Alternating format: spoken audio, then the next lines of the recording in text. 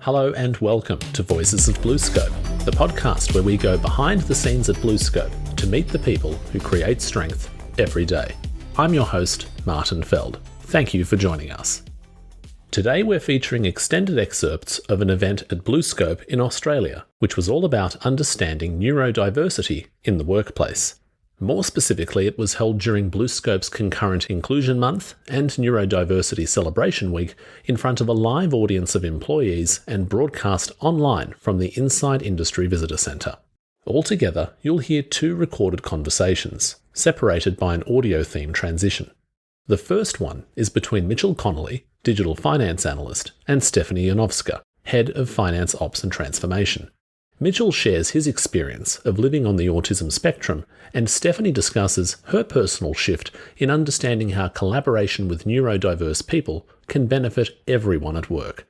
The second panel discussion features Victoria Chapman, Paint Analyst, and her manager, Libby Ackers, Coatings Development and Governance Team Leader.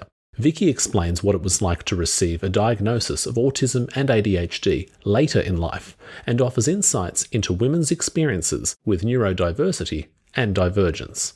They are joined by event coordinator Adam Theodossiadis, Materials Evaluation Technologist, and Matthew Craig, a neurodivergent advocate with Bundjalung heritage and the Managing Director of NeuroKind, who also gave a preceding presentation to BlueScope people on neuroaffirming mental health research and workplace diversity. Now, let's cross to the opening discussion with Mitchell and Stephannie.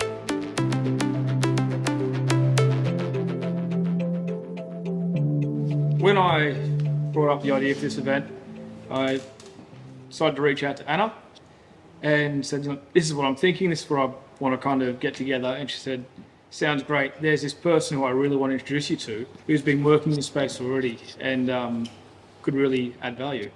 With that, I've known Mitchell for a few months now, not very long, as we've been kind of building up to this, and his story with him and his hiring manager, Steph, really is a true success story as we work together and create a workplace that's safe, open, and helps people reach their, work within their strengths.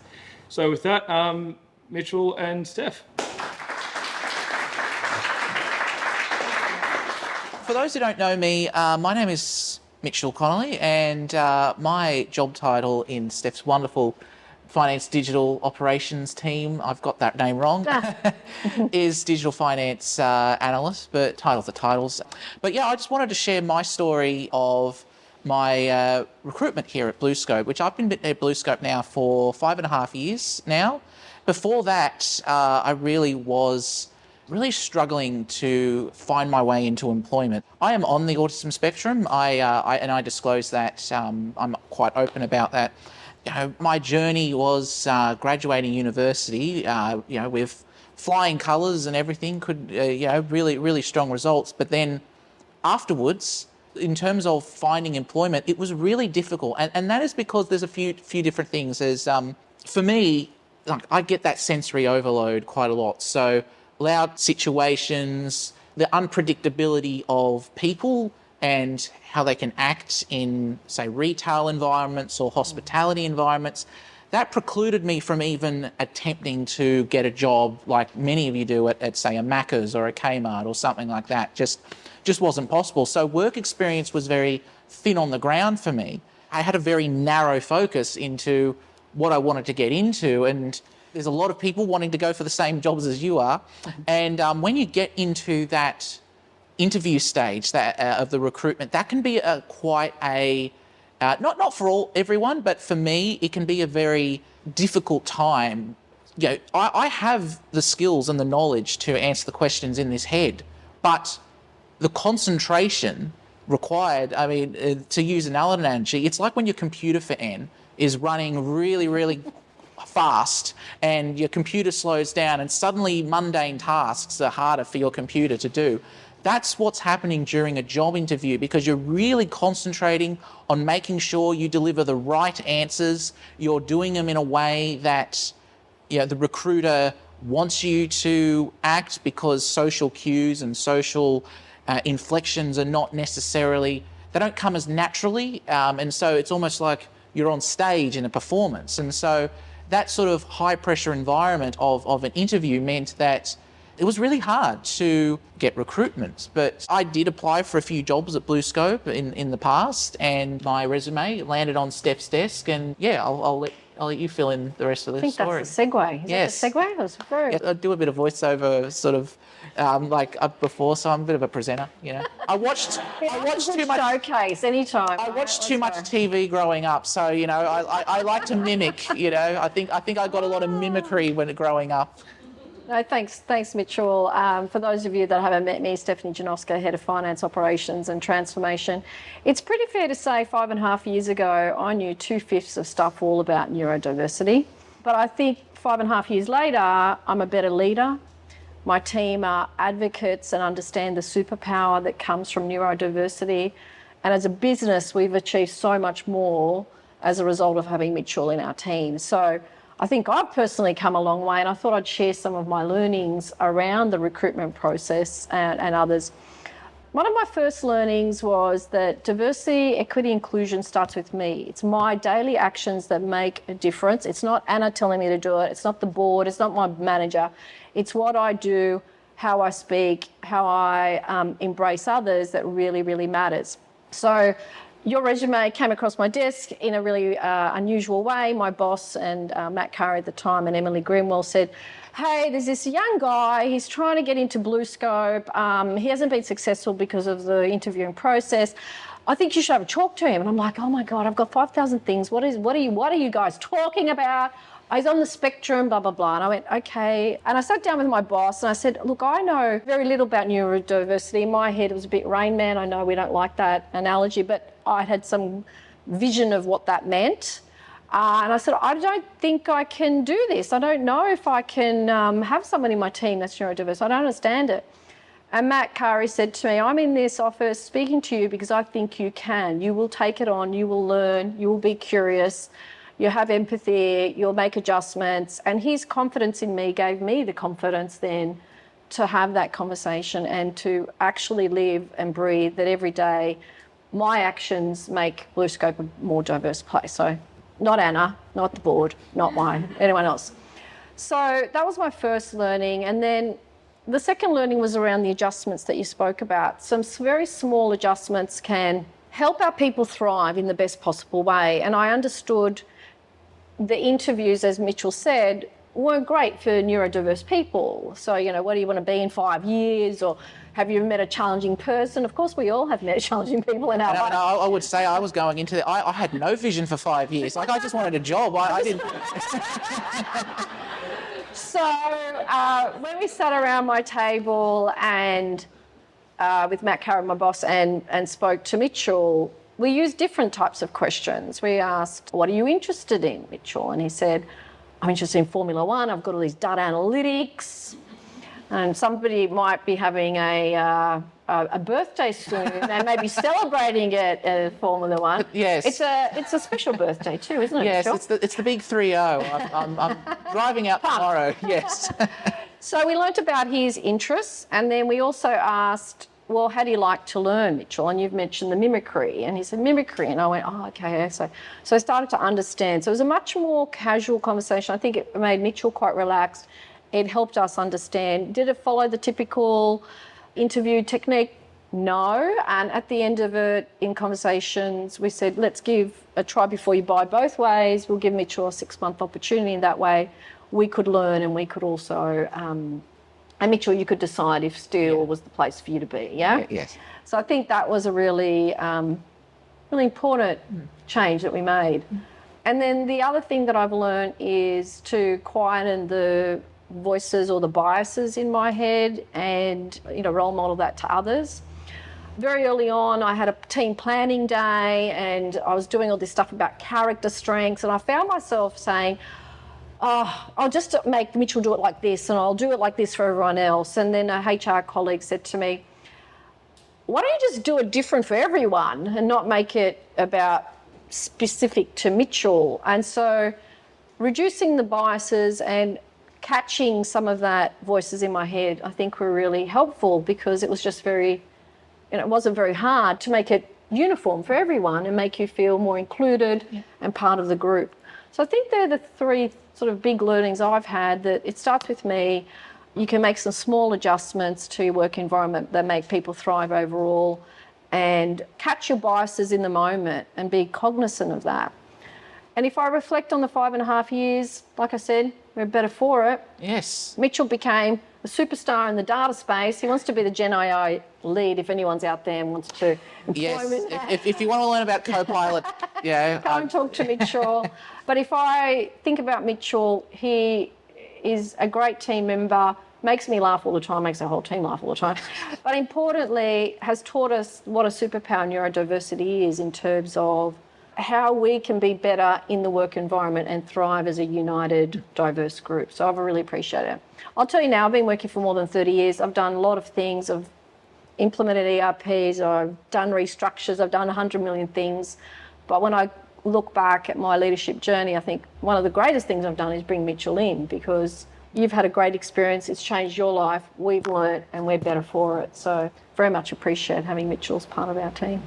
There might be anything you want to add to that, Mitchell? No, I mean, I wanted to add just, I mean, I don't have any hard statistics, but I do know around the time when I was job searching that, at least for people on the spectrum, the unemployment rate is at least in the double digits. There are a lot of capable neurodivergent people, not just on the spectrum, but with ADHD and dyslexia, that are wanting to work, are willing to work, but those typical barriers that are perhaps not there for others are there for people on the spectrum with neurodivergence. And I think it's really just about being more cognizant of, again, reasonable adjustments. And the thing is, reasonable adjustments, they're not massive changes. They're small little things that you can do. And in an essence, those changes can even help neurotypical people as well and make their lives a bit easier too. That's it.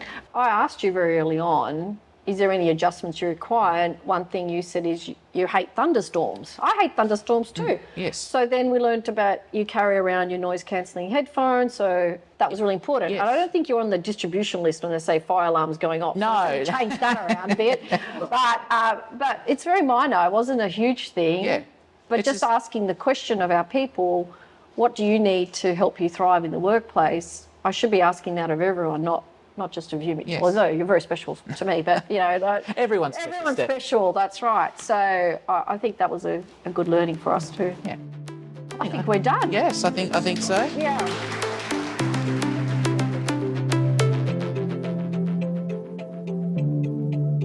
I'm Vicky. I've worked at BlueScope for nearly up to 38 years, roughly.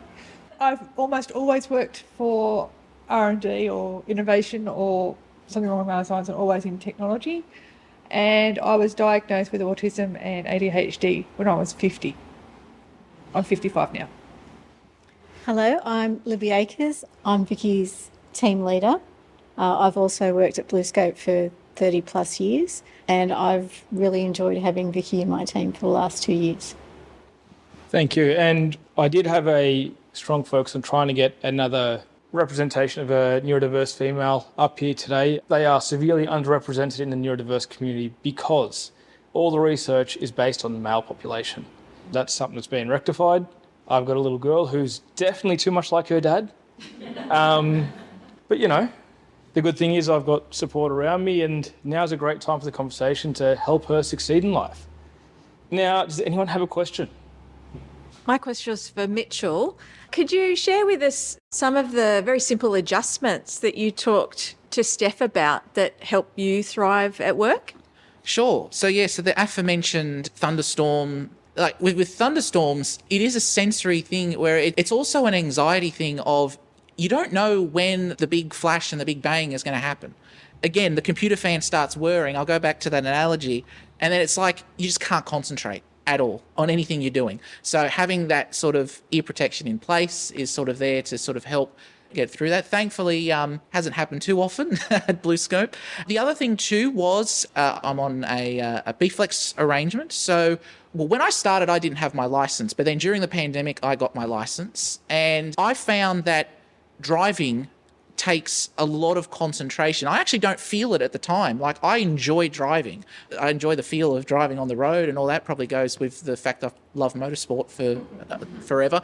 But I do find at the end of the day that it takes a lot out of me. And if I was to do driving in 5 days a week as it was before pandemic times, I would instantly become quite dysregulated and poorer performing and all that work. So I have a B-flex arrangement where every second day I work from home. At the moment, I work on Mondays and Wednesdays, and up to 3 if we were ever to go back to 5 days a week. And that just gives me that time to... I'm still doing the work, and my team can vouch that the productivity has not dropped at all since then, and it just allows me to perform at a level that is still able to be served by BlueScope's needs, but also allows me to not be exposed to such a mentally draining activity consecutively, because I just don't recover enough day by day.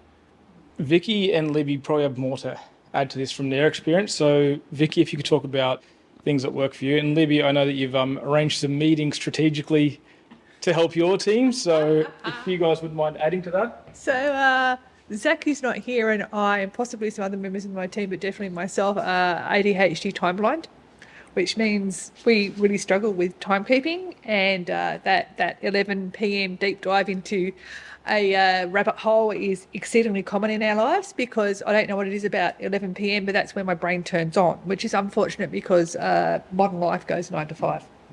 So a flexible and forgiving work schedule is very important and very valued. However, I think it's very sneaky but very clever. We saw what you did. Libby has organised a toolbox meeting at 9:30 on Tuesdays and Thursdays, and you bet that both Zach and I turn up to that. And if we don't, we at least send our apologies, so then Libby knows we are actually turning up for work today. But the thing is, not only for Zach and I, but for the rest of our team, we are all in there together. We're discussing about what we're doing for the day, and it's a great team building and communicating and tool, and the whole team has embraced it.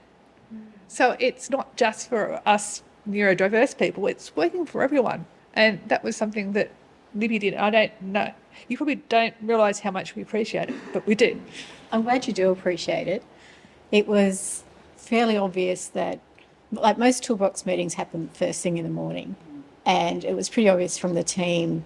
We've got some people who like to start quite early, some people who prefer to have a later working day. So 9:30 was sort of the compromise. It couldn't be too late for the early starters, but it couldn't be too early for the people who needed some more flexibility around their start time. There's other people in the team too who needed flexibility around their start time because they have young children as well. So it's, it can be tricky getting, kids up and organised as well. So we needed to find a nice compromise that suited everyone for all of their needs. And being able to work through, these are the must-dos for today or for the next 2 days, and these are the things we've just got to make sure we don't forget. It's been very nice to keep the team focused, and it's a great time to ask for help within the team who needs some help with their timelines or their activities on that particular day. Because ADHDers don't generally respond to what's important, we respond to what is urgent. And so occasionally we need to be reminded of the stuff that is important but not necessarily urgent, like timesheets and monthly updates, Andrew. Until it becomes urgent. Until it becomes urgent, and then I can do it. Yes, right. That's quite funny. I'm the opposite. Everything is urgent, and I have to be told that, this it's okay. It's this one isn't urgent. You don't have to drop everything and do it. Yep. I'm interested in the gender perspective that you mentioned, I think. What's unique from maybe what you've looked into from the past 5 years since your diagnosis, Vicky, for females? Matt might know something about that too. I imagine hormones at times might relate, but I'm not sure what else might go into that. So, yeah. So, yes, as you rightly observed, that 50 was perimenopausal time. I'd also changed roles, and so it all sort of came together, and I crashed and burned. And that estrogen in our normal cycles produces a lot of dopamine, and dopamine is what an ADHD needs, and suddenly I didn't have any, and it was not a good time for me. And my boss at the time was very understanding and had a daughter who had already been diagnosed, and sort of said, Vicky, you're very similar, go get diagnosed. Okay, thanks, I did.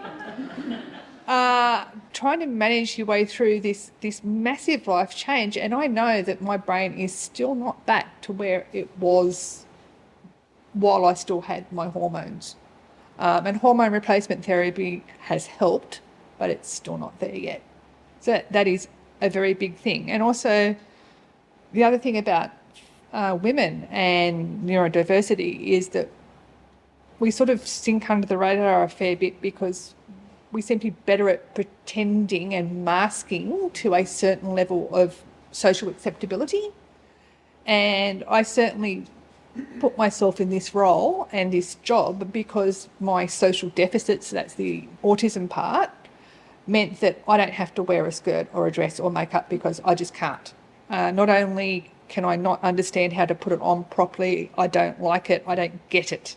So there was a whole bunch of ways I sort of self-manage my deficits and try to bring out my strengths. But yes, there was a lot of things about, I guess, being female that I didn't get diagnosed until I was 50 because apparently I was managing. I wasn't, but I was doing a really good job of faking it. Yeah, that's a really good question. Vicky pretty much summed it up. Essentially, we see a significant underrepresentation of females within our autism spectrum condition and predominantly due to masking. It's sort of an indicator, I think a sad indicator of society in that young females are expected to act a certain way, and it seems to be more acceptable as a society to see a female mask during those earlier years. We do see increased presentation around the time of sort of things happening for young women, and I'm not sure off the top of my head if there is a correlation between the estrogen and potential presentation, but I would hypothesize that as you introduce more variables into the situation, the ability to mask in situations becomes more challenging, and therefore we see increased dysregulation. One thing we do see quite a lot of clinically is ambiguity between parents and potential diagnostic concerns. We see different reportings from different environments. So I'll share Hannah's case, for example, right? So at home and in every other environment, oh my God, she's hitting the radar, right? But when it comes to the school, she's, a high achiever, quiet child, doesn't, not on the radar, right? But, and part of the assessment process is you get screeners from the schools, etc. All those screeners indicated, she's all good, happy days.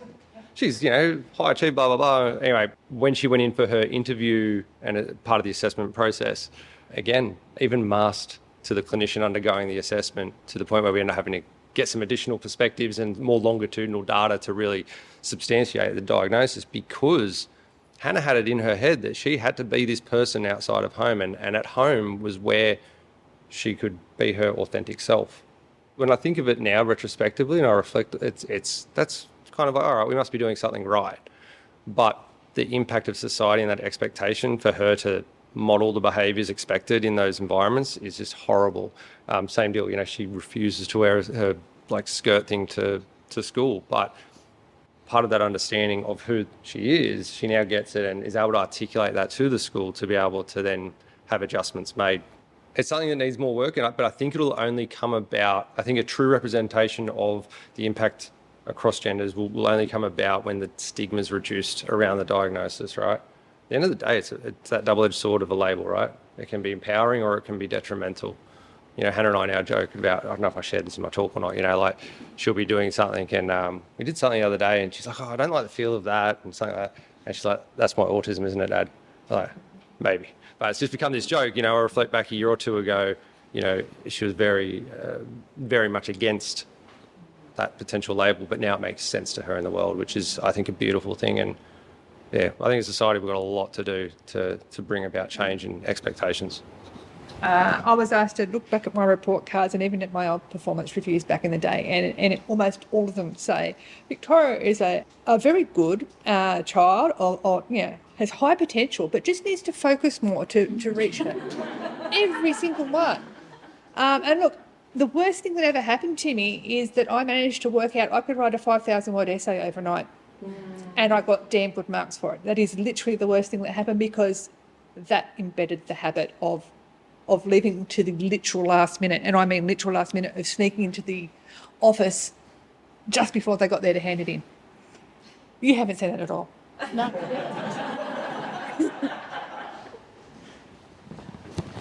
Thanks.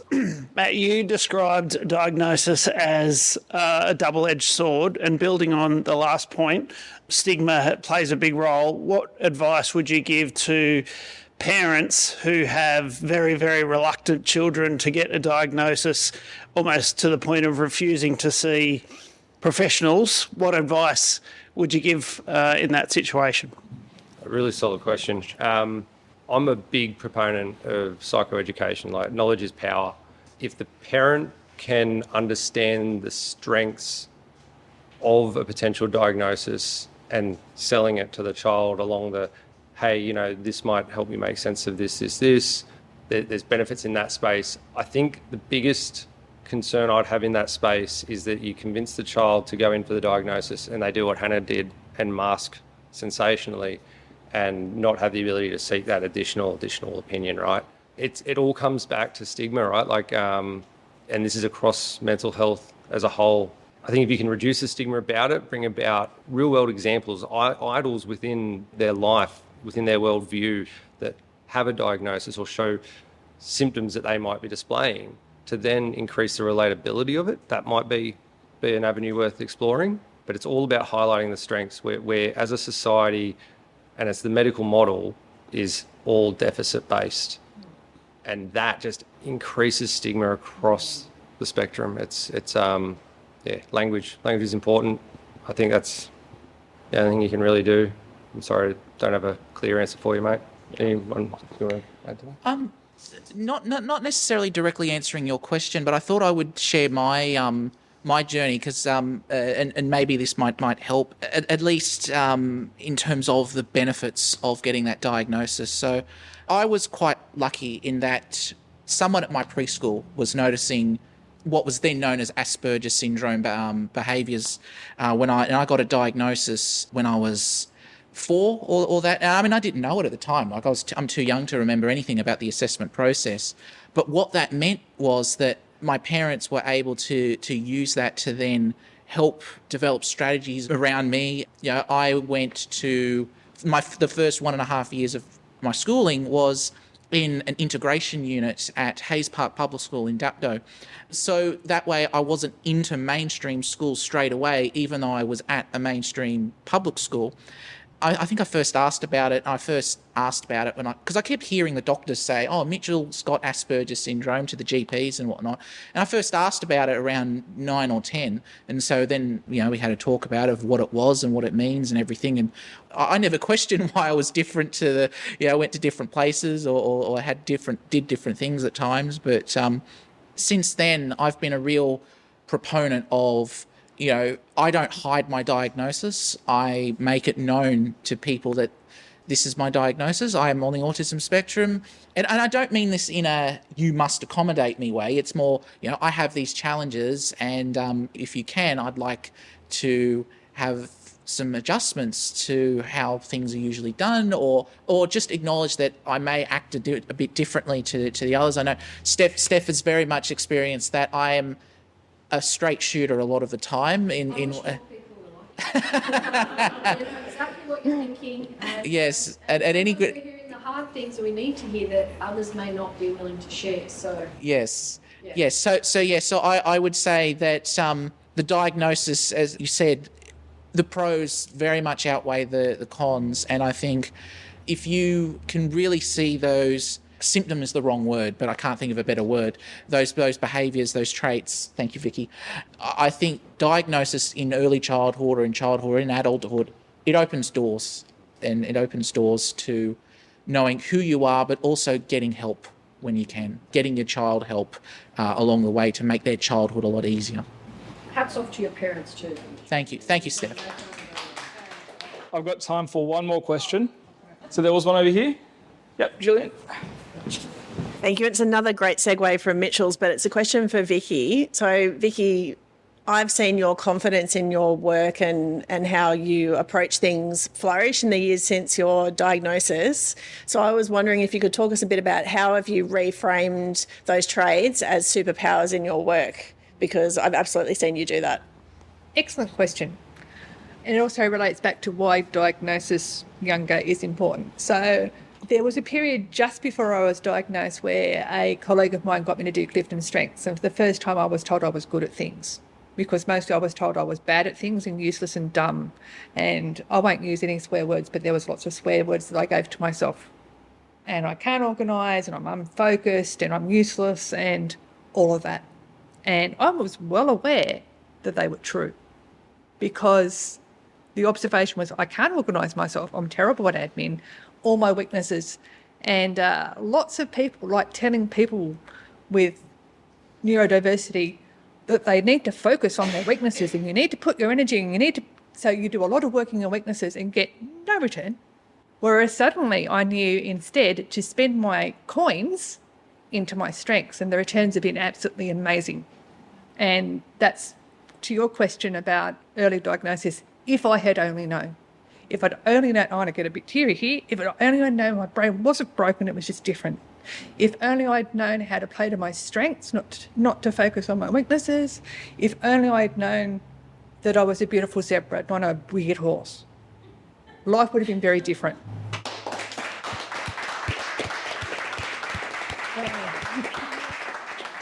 Probably just after your diagnosis that our team was formed. Yeah. And I had a one-on-one with all of my new team, and Vicky was very upfront, possibly blunt, and said that she was not going to work on her weaknesses anymore. She was going to work on her strengths, and she was going to... I was a little bit taken back at first and thought, that's very clear and straightforward, and, well, why not? Why not just go with what you know that you're good at? What are your strengths? I've got a big team. What are the other people's strengths? How can we balance those people up to work together so that the yin and yang matches? And so Vicky's not good at admin and getting to work at 8 a.m. unless it's absolutely urgent. How do I balance that with the other strengths in our team? Why are we forcing people to do things that are hard for them and not natural? Let's prop each other up. Let's be each other's support. One little story is we wanted to implement the Triple I chats, which is a bunch of people getting together to give a little 10-minute talk. And Zach and I had the same idea independently. We just could not move that thing forward because it required admin. Couldn't do admin, can't do admin. We were very passionate about it and just could not do it. So we found someone who was very good at admin and went, you do it. And they did. And so we got it done. Because we worked as a team. So it's interesting. The challenge I had with organising this event was that it was a collection of neurospicy people. And I'm very well aware that Vicky prefers neurosparkly, which is very much Vicky. So yeah, I knew that I was going to have to fill that admin shoe, which was a task. But someone had to do it. And I let the team play to their strengths. And in my team, I'm allowed to play to my strengths. And the small two-man team that I have, we bounce off each other really well, and letting each other play to our strengths and helping each other with deficits is the way forward, and it's the way you're going to see the most returns. I'm going to wrap it up there because we are 25 minutes over time. We could talk about this all day, so just a very quick thank you and acknowledgements. So thank you to Vicky, Mitchell, Zach, who's unfortunately not here, Lauren, who's also not here, for helping me organise this event and bringing everything together. Thank you for Anna and Chris for supporting this event. And thank you to Matt for giving us his time. And thank you, Adam, for actually just raising this and getting it done. That's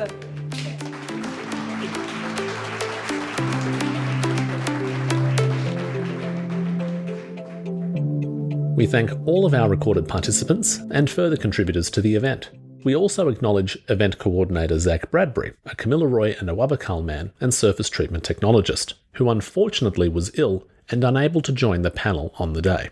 You can discover his story in a dedicated interview on our TV BlueScope YouTube channel, along with Mitchell, who shared his experience on camera in a separate clip for International Day of Persons with Disabilities in 2023.